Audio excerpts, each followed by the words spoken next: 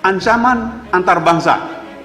Berdasarkan hasil penelitian kami tahun 2016, bahwa ECI, etnis Cina Indonesia, ini Cina-Cina yang ada di Indonesia ini 9 naga dan sebagainya itu, bersama Cina komunis akan menganeksasi NKRI dari kuasa Bumi Putra dalam tempo 2 kali 5 tahun. Mulai 2019 sampai 2029. Itu indikatornya mereka menjadi wapres atau menjadi presiden. Itu indikatornya. Jangan tidak percaya ini Bapak Ibu, mohon maaf. Mohon maaf. Dan ini harusnya tidak sampai kami bicarakan di sini, tetapi karena pemerintahan seperti ini, kami harus sampaikan di sini. ECI itu etnis Cina Indonesia, ECI. Jadi segala Lim Xiao Leong, segala Tommy Winata, segala James Riyadi, segala siapa lagi, Rusdi Kirana, itu ECI semua, itu etnis Cina Indonesia. Imigran mereka itu, bukan Bumi Putra, bukan bangsa Indonesia.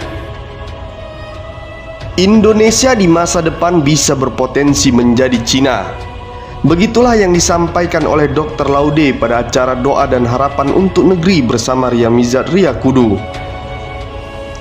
Ungkapan tersebut bukan untuk diartikan secara harfiah yang artinya Indonesia bakal jadi satu dengan Cina. Namun secara tersirat, ya, perlahan tapi pasti orang-orang Tiongkok akan menguasai banyak hal penting di sini. Terlebih lagi ada 9 naga yang menguasai perusahaan-perusahaan besar di negeri ini.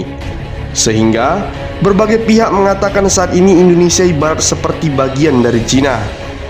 Mungkin belum secara ideologi, tapi secara ekonomi kita sudah dikuasai oleh Cina. Hal tersebut fakta adanya dan tak perlu mendebatkan tentang hal ini karena buktinya sudah terpampang nyata.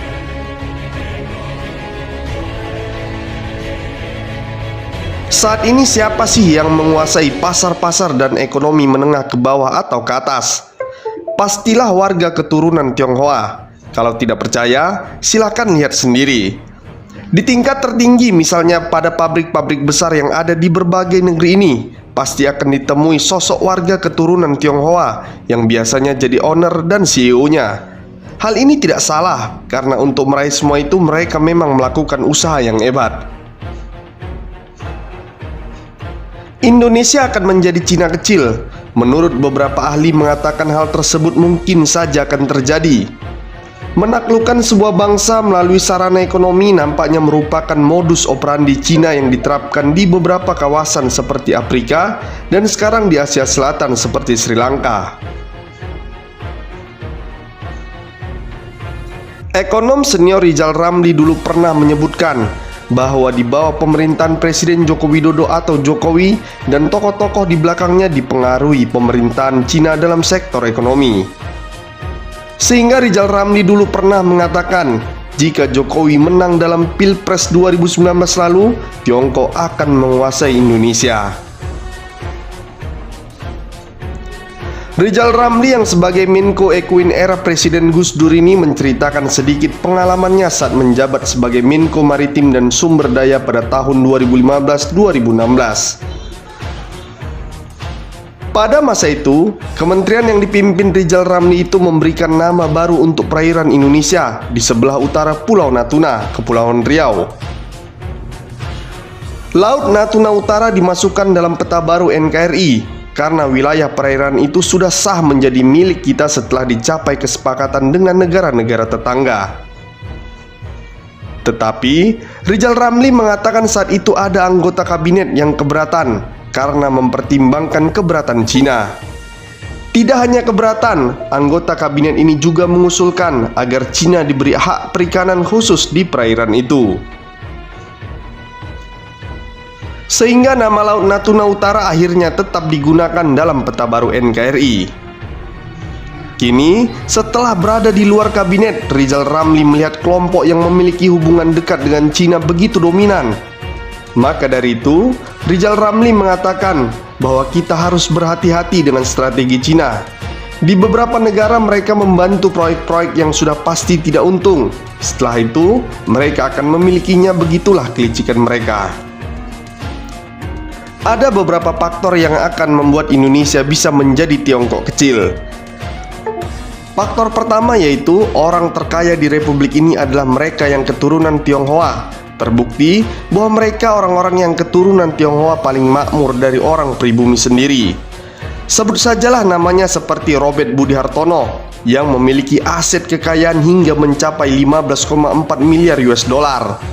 Dan masih ada nama-nama lain yang semuanya punya darah Tiongkok, mulai dari Eka Cipta Wijaya hingga Antoni Salim. Keberadaan orang-orang terkaya ini penting bagi Indonesia karena merekalah yang menggerakkan perekonomian di negeri ini. Indonesia hari ini sedikit banyaknya telah bergantung kepada orang-orang kaya ini. Oleh karenanya, apa yang direncanakan orang-orang kaya ini, maka akan begitulah jalannya roda perekonomian kita. Faktor yang kedua adalah simpul perekonomian Indonesia dalam genggaman orang Tiongkok. Dalam bidang ekonomi, pengusaha keturunan Tionghoa punya andil besar. Mereka berada di level-level atas untuk kemudian membawahi usaha-usaha kecil menengah yang dikelola orang-orang pribumi. Karena berada di level-level atas, maka merekalah penentu kebijakan ekonomi semua orang. Pengaruh para pembisnis Tiongkok ini tidak cuma di usaha-usaha swasta, tapi juga merambah ke badan usaha milik negara atau BUMN. Banyak perusahaan besar di bawah negara sekarang mulai dikuasai oleh mereka. Lambat laun akan makin banyak perusahaan dalam negeri diambil alih, hingga pada akhirnya ekonomi Indonesia secara total mampu dikontrol oleh mereka. Hal tersebut sudah perlahan terjadi saat ini. Faktor yang ketiga adalah banyaknya warga keturunan Tionghoa menjadi pejabat penting di negeri ini. Dulu ketika masa Orde Baru masih bergulir, eksistensi warga keturunan Tionghoa benar-benar ditekan. Mereka dibatasi untuk tidak melakukan ini itu, termasuk juga tampil di panggung politik. Tapi beda dengan sekarang. Kini bisa kita saksikan mereka yang keturunan Tionghoa sudah mulai banyak yang berhasil duduk di kursi pemerintahan. Tak hanya menjadi PNS ataupun aparatur pemerintah lain, sudah banyak tokoh-tokoh keturunan Tionghoa yang tampil dan menduduki posisi-posisi penting, dan tak tertutup kemungkinan suatu saat bisa saja mereka menduduki kursi presiden di negeri ini. Faktor yang keempat adalah mulai banyaknya pekerja Tiongkok yang berdatangan ke Indonesia. Bicara tenaga kerja asing yang masuk ke Indonesia memang didominasi oleh para pekerja Cina. Warga Tiongkok perlahan juga memasuki strata sosial menengah dengan bekerja sebagai buruh-buruh. Mereka umumnya bukan asli orang Indonesia. Jumlah yang datang juga nggak sedikit. Jumlahnya bahkan ribuan, dan umumnya mereka datang atas nama usaha kontraktor milik warga Tionghoa pula. Meskipun hanya sementara, ketika didatangkan para pekerja dari Tiongkok ini, maka pangsa ekonomi pun makin dikuasai. Faktor yang kelima adalah pemerintahan Jokowi semakin ngotot kerjasama dengan Tiongkok, dan itu terbukti nyata saat ini. Tak cuma soal pemberian hutang, kerjasama Indonesia dan Tiongkok juga tergambar dalam mega proyek kereta super cepat Jakarta-Bandung. Proyek ini sangat membanggakan negeri tirai bambu tersebut karena merupakan proyek luar negeri pertama mereka.